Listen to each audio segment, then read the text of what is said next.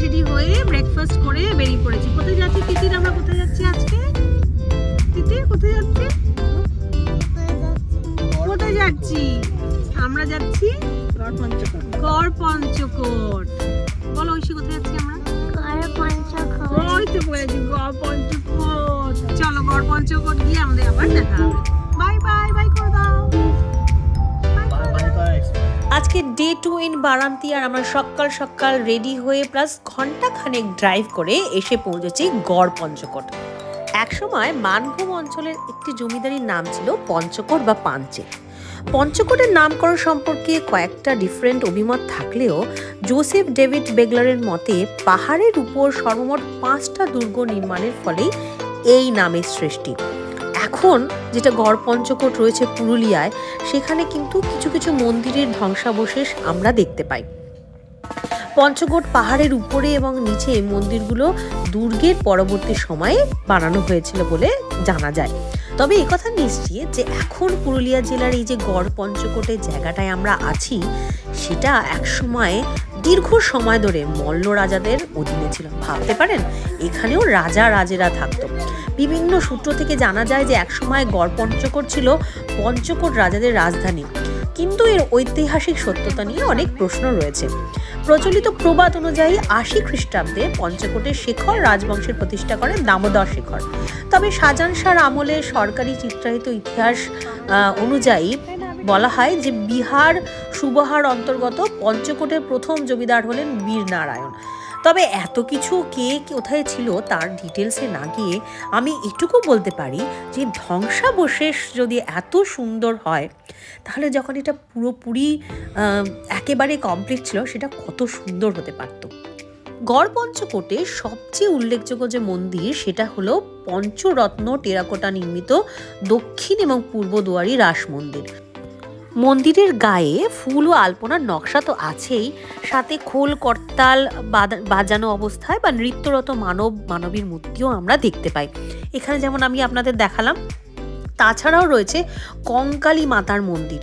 গড়ের পশ্চিম দিকে প্রস্তর নির্মিত কঙ্কালী মাতার ভগ্নপ্রায় মন্দিরের অস্তিত্ব বর্তমান। মন্দিরের সামনের অংশ অক্ষত হলেও পেছনের অংশ কিছুটা ধ্বংসপ্রাপ্ত হয়েছে। কঙ্কালী মাতা পঞ্চকোট রাজ্যের কুলদেবী হলেও বর্তমানে এই মন্দিরে কোনো বিগ্রহ নেই। মন্দিরের প্রবেশ পথের উপর কোনো লিপি বা মূর্তি খোদিত ছিল, যা বর্তমানে বিনষ্ট হয়ে গেছে। মন্দির টন্দির দেখে আমি একটু এগিয়ে এলাম এখানকার লোকাল কিছু দোকানে দেখতে। এখানে যেহেতু ছৌ নাচটা ভীষণ প্রচলিত, ছৌ নাচে যে মাস্কগুলো ইউজ হয় তার অনেক দোকান রয়েছে, সাথে মাটির এবং নানান রকম বানানোর জিনিসও রয়েছে প্রচুর। এত ঘোরাঘুরির চোটে পেলো আমাদের মহা খিদে, আর সেই খিদে মেটাতে আমরা পৌঁছে গেলাম ঝাড়খণ্ডে কেসেরিয়া বলে একটা রেস্টুরেন্টটা খাবার কোয়ালিটি যথেষ্ট ভালো ছিল, গরম গরম সার্ভ করেছিল। তবে খাবারের ভিডিও করার সুযোগ হয়নি, সবাই এতই ক্ষুধার্ত ছিলাম সব গোগ্রাসে গিলেছি। তবে তারপরে ভিডিওগুলো সব আছে। এই যে আওয়াজটা শুনতে পাচ্ছ তোমরা, এটা কিন্তু আসলে স্পিড বোট এর আওয়াজ। আর এই যে ওয়াটার বডিটা দেখতে পাচ্ছ, এটা অ্যাকচুয়ালি মাইথন ড্যাম। ইয়েস, এটা কোনো ফরেন লোকেশন না, কিন্তু দেখলে বিদেশের থেকে কোনো অংশে কম না। আমরা সবাই এসে দাঁড়িয়ে আছি একদম মাইথন ড্যামের সামনে। ওই দিকে যেগুলো দেখতে পাচ্ছ লাইন দিয়ে এগুলো ছোট ছোট শিকারা চলছে, ওদিকে বোট চলছে। আমরা ঠিক এইটাই করতে যাব, পশ্চিমবঙ্গের বুকে ডাল লেকের মজা নিতে। চলো যাই আমরা তাহলে। এই হচ্ছে আমাদের বোটিং এর জায়গাটা। টুক করে গিয়ে টিকিট কেটে আমরা সবাই চড়ে উঠবো আমাদের বোটে। সবাই হ্যালো করো, সবাই হ্যালো করো। আমরা মাইথন ড্যামে বোট রাইড করতে এসেছি। বলো কি করতে এসেছি? আবিরের কি হয়েছে? পশ্চিমবঙ্গের বুকে ডাল লেকের মজা। পশ্চিমবঙ্গের বুকে ডাল লেকের মজা, হ্যাঁ। একটা সুন্দর শিকারা করে যাচ্ছি। আবিরের বোটটা পছন্দ হয়েছে? শিকারার মাথাটা কিন্তু খালি। সবাই দেখে নাও, মাথার উপর নীল আকাশ, আমরা শিকারায় চেপে যাচ্ছি। আর উল্টো দিকের ভিউটা দারুণ দেখাচ্ছে।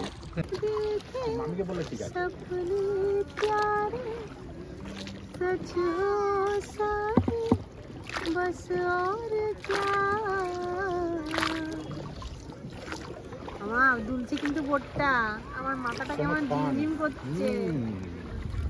সত্যি এরকম সুন্দর একটা এক্সপিরিয়েন্স হলে অটোমেটিক্যালি সুন্দর সুন্দর গান বেরোয়। তবে একটা জিনিস তোমাদেরকে আগের থেকে বলে দিই, এই লেকের উপর বোট রাইডের কিন্তু ঝাড়খণ্ডের একটা পোর্শন আছে, প্লাস আমাদের ওয়েস্ট বেঙ্গলের দিকেও একটা পোর্শন আছে। তোমাদের যেটা বলবো সেটা হচ্ছে ওয়েস্ট বেঙ্গলের দিকে যে ঘাটগুলো আছে সেখান থেকে টিকিট কেটে নিতে, কারণ বাকি ঘাটগুলো প্রাইভেট ঘাট, ওরা যেখানে যেরকম সেরকম করে একটা কোনো রেট ওদের ঠিক নেই, যা যে ইচ্ছা মতন নেয়। কিন্তু এখানে যেটা আছে একটা ফিক্সড বেঙ্গল গভর্নমেন্ট থেকে রেট করে দেওয়া হয়েছে, তার বাইরে নেয় না। আমাদের শিকারা রাইডে 1000 টাকা পড়েছিল। স্পিড বোটগুলোর প্রাইসটা আমার ঠিক মনে নেই, তবে আমরা একটা শিকারা টাইপের নিয়েছিলাম, সেটাতে 1000 টাকা পড়েছিল। প্লাস এটাতে করে আমরা একটা ছোট্ট আইল্যান্ডে ওদিকে যাব, সাথে থেকে।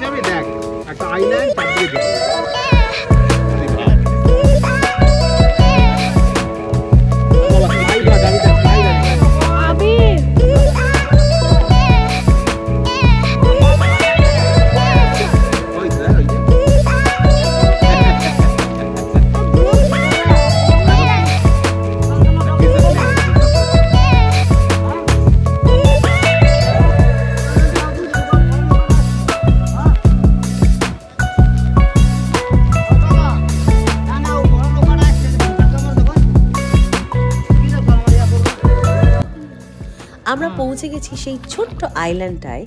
এবার আপনাদের ঘুরিয়ে দেখায় চলুন।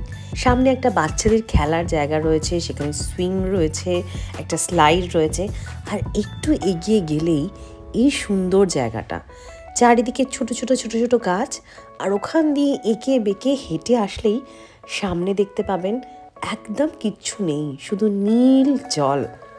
জলের একদম ধারে একা একা স্নিগ্ধতা অনুভব করার জন্য একদম আদর্শ জায়গা। পাশ থেকে ছোট্ট ছোট নৌকাগুলো বয়ে যাচ্ছে, ঝিরিঝিরি জল বইছে, শুধু অবাক হয়ে তাকিয়ে থাকার মতনই একটা জায়গা বটে। মাস্ট ভিজিট কিন্তু বারান্তীতে আসলে এই জায়গাটা আসবেনই আসবেন।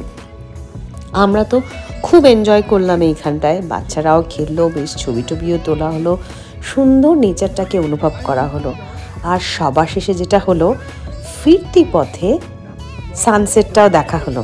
নৌকায় বসে টলতে টলতে যেতে যেতে আমরা দেখতে পেলাম সুন্দর সানসেট দেখে বাড়ি ফিরতে ফিরতে দেরি হয়েছিল, তাই তালে গলে আমাদের কিন্তু বেশ অসুবিধাই হয়েছিল পৌঁছতে। তাই আপনাদের জন্য একটা টিপস দিয়ে রাখি, আপনারা যেদিন মাইথন ড্যামে যাবেন চেষ্টা করবেন অন্ধকার হবার আগে ফিরে আসতে। যাই হোক, আমরা ফিরে এসেছি আমাদের হোটেলে, অনেক কষ্ট করে, অনেক স্ট্রাগল করে আমরা ফিরেছি। বেসিক্যালি গ্রামের রাস্তা তো, রাত্রিবেলায় অন্ধকার, কোনো ডিরেকশন নেই, তারপরে গুগল ম্যাপও হারিয়ে যাচ্ছে, যে রাস্তাটা দেখাচ্ছে সেই রাস্তা নয়, তারপরের রাস্তায় ঢুকতে বলছে। সমস্ত করে অনেক কাঠখড় পুড়িয়ে ফাইনালি আমরা ফিরেছি আমাদের হোটেলে। ফিরে টিরেই আমাদের এখানে যে আয়োজন করা হয়েছে সেটা হচ্ছে ছৌ নাচ। পুরুলিয়া আসবো আর ছৌ নাচ দেখবো না তা কি হয়? তাই আমরা হোটেলে আগে থেকে বুকিং করে গেছিলাম ছৌ নাচ দেখানোর জন্য। ওরাই ব্যবস্থা করে দিয়েছে একটা পুরো ছৌ নাচের পার্টিকে এখানে অ্যারেঞ্জ করতে। ছৌ নাচটা বুকিং করতে আমাদের মোটামুটি 12,000 টাকা মতো লেগেছিল।